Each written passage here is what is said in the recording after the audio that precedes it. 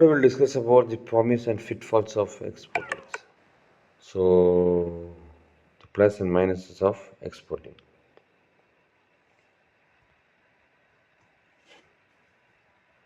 Promise. So, due to export, the main thing is market expansions. So, our market level is increasing. So, automatically the economics of increases and diversification, competitive advantage. So, increased profitability, accessing global customers. Pitfalls. So, what are the difficulties? So, financial risks, so logistical, regulatory, cultural and market differences, political instability, time and expertise. So, in this, already we have discussed in the last videos. So, the main thing is cultural and market difference. So when we have a trade between Arab countries, their culture is totally different and ours is totally different. The same product we can have a deal with some other countries called as some African countries. So their culture is totally different. The market conditions are also different. So these are all some of the challenges. Political instability, yeah, we know that it is not stable. Sometimes the opponent government changes regularly, so even we have a problem, even our governments. So whenever the government is not constant, so it is a difficulties. Time and expertise. So what we are thinking, it is very difficult for us to finish it on the right time. How to identify the pitfalls?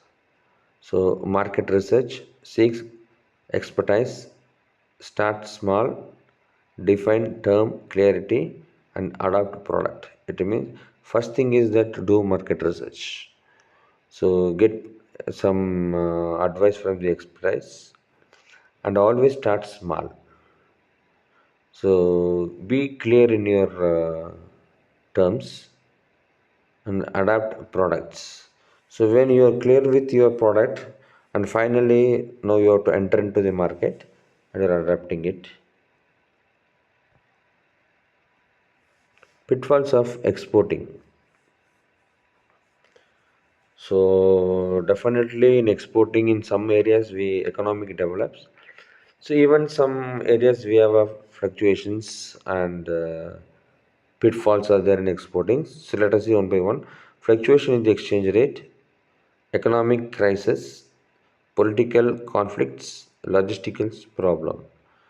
So logisticals we have seen in the last videos, and fluctuation in the economic exchange rate we have seen, political conflict we have seen, economic crisis. So this is a new word. So sometimes the country they might have a crisis, so they can't able to export and they can't able to move to the next levels.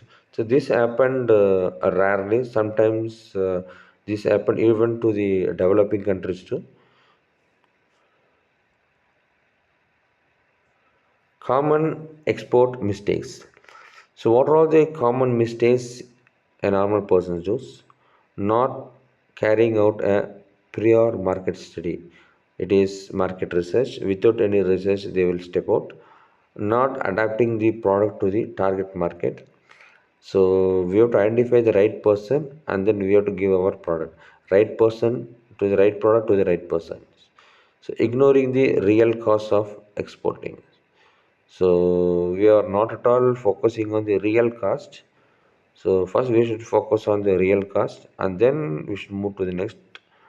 Not having an adequate entry strategy. So without a proper strategy, it is very difficult for us to do any sort of business. That too, when you move to the export level, if our strategy is not proper, so obviously we might face a loss. So this is a blunder mistakes and ignoring legal and regulatory requirements. So legal and regulatory plays a very big role. So we cannot oppose the government. What the government tells, we have to focus. Sometimes we will ignore that. So it leads us to the problem. And inefficient logistics chain and failure to properly defined payment and financing terms, incorrect application of Incoterms, overlooking cultural difference in negotiating, not having a risk management plan. So in this, the main thing is that incorrect application of Incoterms. So Incoterms defines the risk as well as the cost of and the responsibility of the exporter and importer. If we are not clear with the terms, so sometimes